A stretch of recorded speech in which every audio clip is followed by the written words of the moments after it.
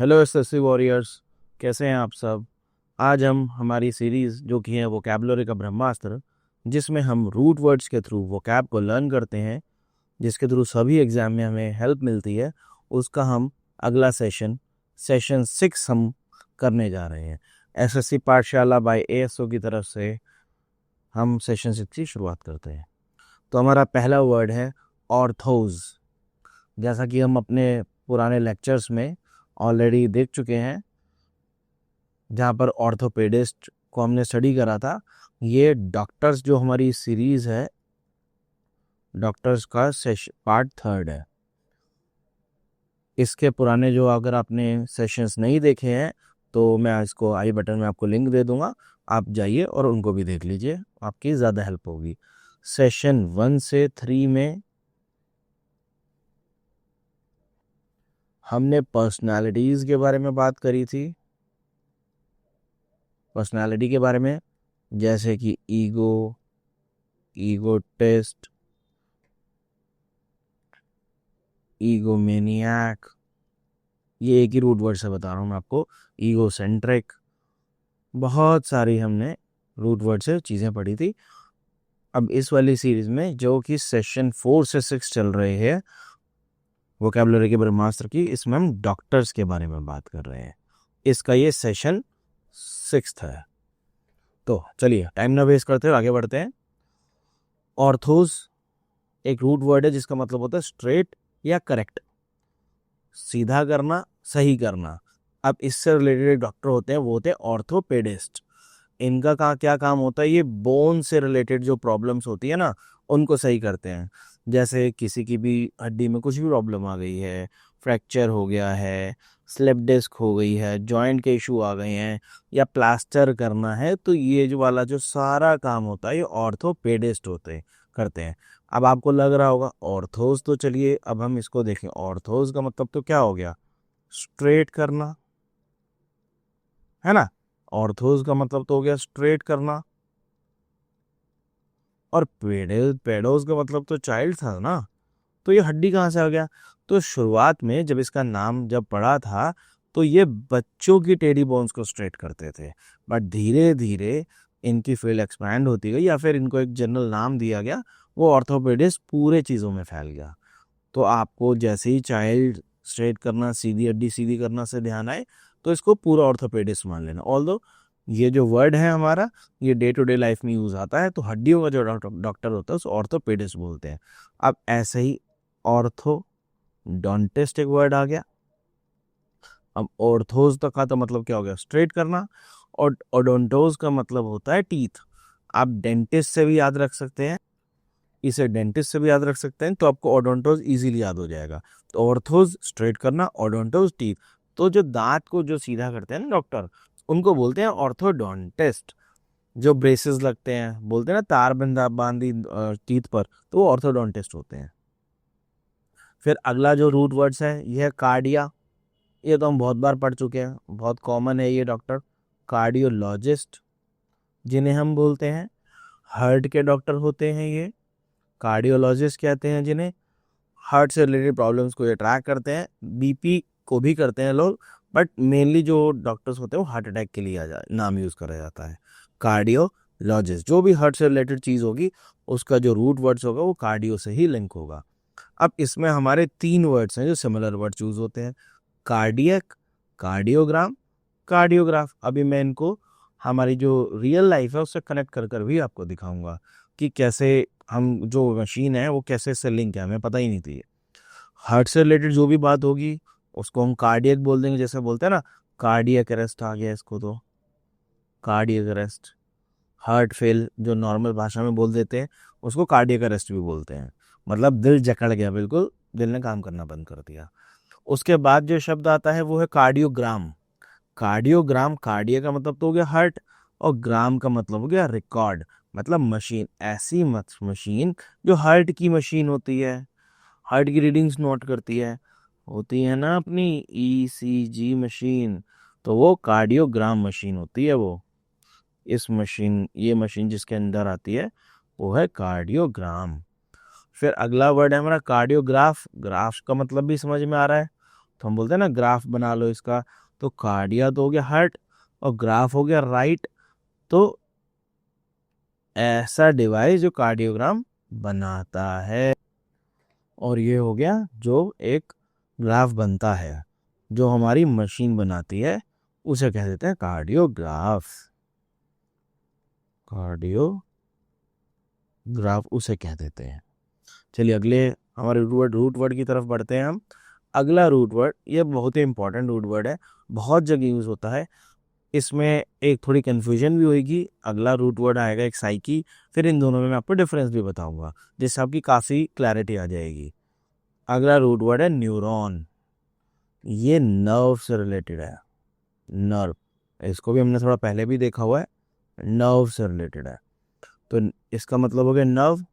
ऐसे डॉक्टर्स को क्या बोलते हैं? न्यूरोलॉजिस्ट। न्यूरोलॉजिस्ट क्या होते हैं? जो दिमाग के डॉक्टर होते हैं। अगर सिर में कोई प्रॉब्लम हो रही है, ब्रेन में, सपोज किसके हेमरेज हो गया है या कुछ भी हो गया, वो न्यूरोलॉजिस्ट को दिखाया जाता है पहले। Spinal cord. स्पाइनल कॉर्ड क्योंकि नर्व से रिलेटेड है सारी चीज़ें, इसकी प्रॉब्लम्स को भी न्यूरोलॉजिस्ट देखते हैं। जिन लोगों को माइग्रेन की दिक्कत होती है, स्पेलिंग यही हो गया आई थिंक, तो माइग्रेन के लिए भी यही डॉक्टर के पास जाया जाता है। हेडेक की प्रॉब्लम के लिए न्यूरोलॉजिस्ट के पास ही जाया जाता है। चक्कर की प्रॉब्लम के लिए, वर्टिगो की प्रॉब्लम होती है, ये जानबूझ के लिखा है वर्टिगो, इसका रूट वर्ड का मतलब होता है टू टर्न। चक्कर को चक्कर वर्टिगो बोलते हैं। हमने सेकंड थर्ड क्लास में इसको कवर किया हुआ है। तो वर्टिगो की प्रॉब्लम के लिए भी न्यूरोलॉजिस्ट के पास जाया जाता है। ये आगे ना brain stroke, paralysis, nerve pain, इन सब प्रॉब्लम के लिए न्यूरोलॉजिस्ट के पास जाना होता है। अब इसके सिमिलर वर्ड्स होते हैं कुछ, एक होता है न्यूरैल्गिया। अब न्यूरॉन का तो आपको पता चल गया, नर्व से रिलेटेड। अब एल्गोज एक हमारा रूट वर्ड होता है जिसका मतलब होता है पेन। जहां पर भी एल्गोज लिंक हो जाएगा वो पेन से रिलेटेड हो जाएगी चीज। तो न्यूरैल्गिया, नर्व प्लस पेन, मतलब नर्व में जहां पेन होता है, नर्व में शार्प पेन को बोलते हैं न्यूरैल्गिया। न्यूरैल्गिया उसको बोलते हैं। फिर आता है न्यूराइटिस। न्यूरॉन तो हमें पता ही है, नर्व, और आइटिस होता है इन्फ्लेमेशन, मतलब सूजन आना, स्वेलिंग आना, जेलन टाइप की चीज फील होना। तो न्यूराइटिस होता है नर्व्स में स्वेलिंग या इन्फेक्शन। नर्व्स में जलन फील, एकदम से स्वेलिंग हो गई, नर्व बोलते हैं ना, नस नस सूज गई है, इसकी स्वेलिंग आ गई, तो उसको न्यूराइटिस बोलते हैं, इन्फ्लेमेशन ऑफ नर्व्स। फिर एक होता है neurosis. Neuron plus oasis, oasis बोलते हैं एबनॉर्मल कंडीशन को। अभी इसमें आगे आप एक वर्ड पढ़ेंगे, अभी मैं अगले वाली जो स्लाइड है उसमें साइकोसिस, ये भी एक वर्ड आएगा जिसमें इंसान को वहम होता है। वहम न्यूरोसिस में होगा, उस साइकोसिस में भी अलग चीज़ है, अलग कंडीशन होती है, अभी मैं बताऊंगा आपको। न्यूरोसिस नर्व की एबनॉर्मल कंडीशन, मतलब जब हम बहुत ही टेंशन ले लेते हैं, बहुत स्ट्रेस में आ जाते हैं, तो होता है ना दिमाग सुन्न पड़ गया, दिमाग काम ही नहीं कर रहा, तो उसको न्यूरोसिस टाइप से ही बोल सकते हैं, मेंटल स्ट्रेस या एंग्जाइटी वाली कंडीशन। ऑल्दो ये एक एक्सट्रीम लेवल पर जब जाती है तब बोलते हैं, छोटे मोटे स्ट्रेस को न्यूरोसिस नहीं बोलते हैं, बट ये उससे लिंक है, तो आपको एग्जाम में हेल्प कर देगी क्या मतलब है इसका, स्ट्रेस से रिलेटेड वो मतलब है इसका। अगला हमारा जो रूट वर्ड है वो है साइकी। साइकी मतलब होता है माइंड, स्पिरिट, सोल। जैसे बोलते हैं ना ये पर्सन तो बहुत साइकिक है, तो उसका मतलब नेगेटिव मीनिंग तो हो गया, बट एक्चुअल मीनिंग जो साइकी का है वो माइंड से रिलेटेड है। माइंड, स्पिरिट, सोल, इमोशन को भी बोल सकते हैं साइकी। मतलब ये हमारी फिजिकल कंडीशन नहीं है, जैसे न्यूरोसिस में एक फिजिकल कंडीशन है, नर्व से रिलेटेड प्रॉब्लम थी, है ना। ये न्यूरॉन जो थी या न्यूरोसिस जो थी वो नर्व से रिलेटेड प्रॉब्लम है हमारी। माइंड से रिलेटेड है, ये भी माइंड से रिलेटेड तो है, बट फिजिकल चीज से रिलेटेड है ये। बट जो हमारी ये साइकी है ये इमोशनल लेवल पर रिलेटेड है। माइंड ये इमोशनल वाला माइंड है, मतलब जो दिमाग, एक्चुअल दिमाग नहीं, जो पावर है दिमाग की, उस टाइप की चीज। स्पिरिट, इमोशन, इन सब से लिंक है ये। समझ गए थोड़ा थोड़ा मतलब। तो साइकाट्रिस्ट हमारे दिमाग से तो डील करता है, आप जानते हैं, लेकिन क्या वो हमारे पेन से डील करता है? नहीं, वो हमारे इमोशन से डील करता है एक साइकाट्रिस्ट।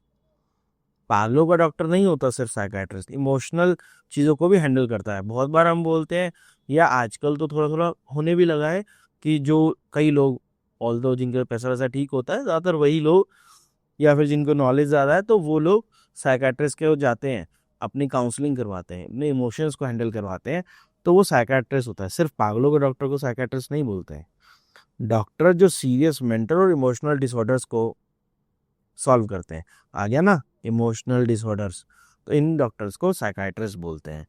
डिप्रेशन, सीवियर एंजाइटी या पर्सनालिटी डिसऑर्डर, इन सभी के लिए थेरेपीज होती हैं, उसको साइकाट्रिस्ट करता है। अब इससे रिलेटेड वर्ड्स क्या होंगे? साइकोलॉजी, साइकी तो हमें पता चल गया, माइंड प्लस इमोशन, इस टाइप की चीज़ को हम साइकी बोल देंगे। लॉजी, लोगोस होता है स्टडी, तो दिमाग की स्टडी या बिहेवियर की स्टडी को हम साइकोलॉजी बोलते हैं।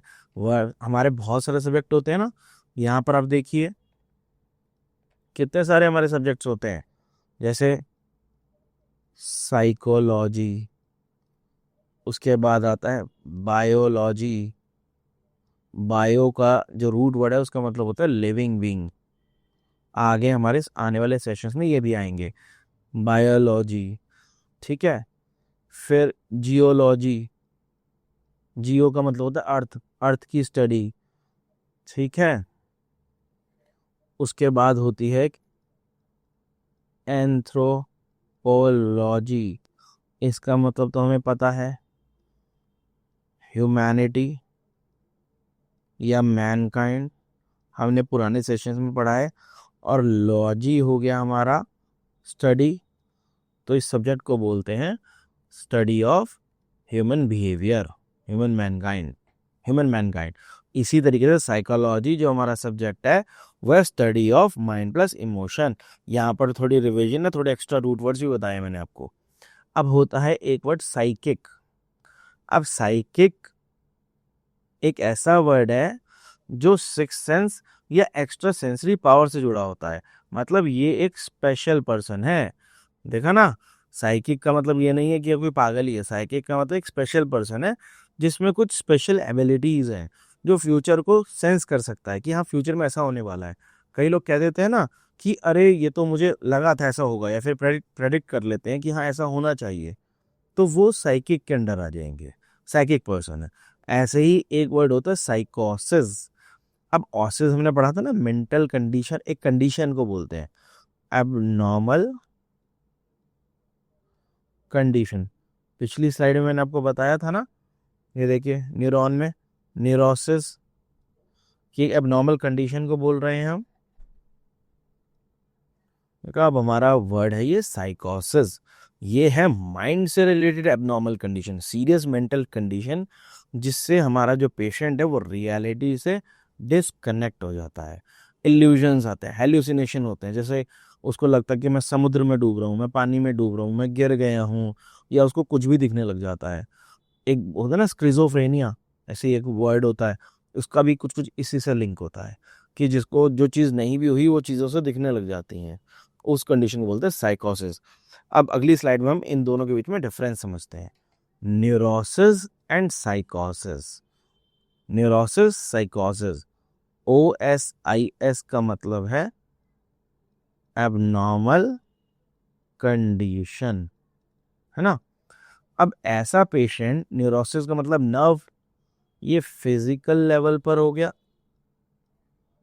और ये मेंटल लेवल पर हो गया, इमोशंस से लिंक है, ये नर्व से लिंक है। तो न्यूरोसिस क्या हो गया? न्यूरोसिस हो गया abnormal condition with respect to nerve, मतलब ऐसा पेशेंट, ऐसा पर्सन जो मेंटली स्ट्रेस हो जाता है, टेंशन होती है, उसको पता है कि वो स्ट्रेस में है, ऐसा नहीं है कि उसे पता नहीं। जैसे किसी को फोबिया है, फोबिया एक रूट वर्ड होता है जिसका मतलब होता है डर, आगे जाके आप पढ़ेंगे, किसी भी चीज़ से डर होता है किसी को। जैसे एक होता है क्लॉस्ट्रोफोबिया, क्लॉस्ट्रो एक वर्ड होता है जिसका मतलब क्लोज्ड स्पेसेस से मतलब होता है, ये सब चीज़ें भी आएंगी आने वाले सेशन में। तो क्लोज स्पेसेस से जिसको डर होता है उसको बोलते हैं क्लॉस्ट्रोफोबिया, फोबिया। कई लोगों को डॉक्टर से भी डर लगता है, कई लोगों को हाइट से डर लगता है, बहुत सारे लोगों को अलग अलग चीज़ों से डर लगता है, तो वो उसको लिंक करते हैं फोबिया से। तो ऐसा पर्सन जिसको हाइट का फोबिया है या डर है, क्राउड से डर है, डेमोफोबिया होता है, इसको डेमोफोबिया भी बोलेंगे हम। डेमोफोबिया हमने पढ़ा था ना रूट वर्ड, देखो कैसे प्रिपेयर हो जाते हैं word. Demo people, phobia, phobia का मतलब क्या हो गया, डर। जिसको लोगों से डर है, क्राउड से डर वाले पर्सन को, ऐसे पर्सन को न्यूरोसिस कंडीशन बोलेंगे उसकी, क्योंकि उसको पता है उसको कुछ चीज़ों से डर लगता है। तो ये हो गई न्यूरोसिस। अब आता है साइकोसिस। अब ये मेंटल और इमोशनल कंडीशन है। अब इस पेशेंट को लगता है वो ठीक तो है, बट उसका रियलिटी से वो दूर होता है, उसको पता ही नहीं है कि ये चीज़ सच भी है नहीं है। कुछ कुछ मूवीज़ में भी हमने देखा है, कुछ कैरेक्टर होते हैं उनको लगता है कि ये हो रहा है, बट ऐसा होता ही नहीं है। तो ये आ गया ना वही जो मैं बोल रहा था प्रॉब्लम, स्किज़ोफ्रेनिया। उसको लगता है कि वो देख रहा है वो सच है, उसको कुछ आवाज़ आ रही है, बट ऐसा होता नहीं है। तो ऐसे पेशेंट को स्किज़ोफ्रेनिया बोलते हैं, इस कंडीशन को। चलिए अब हम जो हमारी एक रिवीजन टेबल करते हैं, जो भी हमने रूट वर्ड्स बने उसकी रिवीजन करते हैं। पीडियाट्रिशियन, पैडोस, चाइल्ड से लिंक हो गया, तो जो बच्चों का डॉक्टर होगा वो होगा पीडियाट्रिशियन। अगला है डर्मेटोलॉजिस्ट, स्किन से related doctor dermatologist. Cardiologist, heart से रिलेटेड जो डॉक्टर होंगे वो कार्डियोलॉजिस्ट। न्यूरोलॉजिस्ट, जो नर्व से रिलेटेड डॉक्टर होंगे वो न्यूरोलॉजिस्ट। साइकी मतलब जो माइंड से रिलेटेड डॉक्टर्स होंगे वो साइकाइट्रिस्ट। ऑर्थो मतलब बोन से रिलेटेड जो डॉक्टर होंगे या स्पाइन से रिलेटेड जो डॉक्टर होंगे वो ऑर्थोपेडिस्ट। गायनी विमेन की जो चीज़ों से रिलेटेड डॉक्टर होंगे वो गायनेकोलॉजिस्ट। उसके अलावा भी बीच में हमने बहुत सारी चीज़ें पढ़ी हैं, आप उनको प्रॉपर स्लाइड में जाकर देख सकते हैं। अब आगे अब हम कुछ क्वेश्चंस की प्रैक्टिस करते हैं जो हमारे एसएससी में पूछे जाते हैं। इनको ये रिपीट भी होते हैं और बार बार पूछे भी जाते हैं, और एक प्रैक्टिस भी हो जाएगी। चलिए शुरू करते हैं टाइम वेस्ट ना करते हुए। ऐसा पर्सन जो आपकी हार्ट की प्रॉब्लम को ठीक करता है, कार्डियोलॉजिस्ट। टीथ स्ट्रेट, टीथ को सही करता है सीधा सीधा, ऑर्थोडोंटिस्ट, मुझे एक ही वर्ड दिख रहा है dentist related. Who treat brains and nerves, तो वो हो गया न्यूरोलॉजिस्ट, ये हो गया न्यूरोलॉजिस्ट। उसके बाद जो सीरियस मेंटल डिसऑर्डर को मतलब इमोशनल लेवल पे चीज़ों को डील करता है वो साइकोलॉजिस्ट। जहाँ पर मीन्स रियलिटी ब्रेक, एक मेंटल एबनॉर्मल कंडीशन, उसका आंसर होगा साइकोसिस। ये हमारा सेशन कंप्लीट होता है। अब हम जल्दी अपने अगले सेशन में मिलेंगे, तब तक आप प्रैक्टिस करते रहिए, वो कैप को इंक्रीज करते रहिए। बाय बाय, फिर मिलते हैं।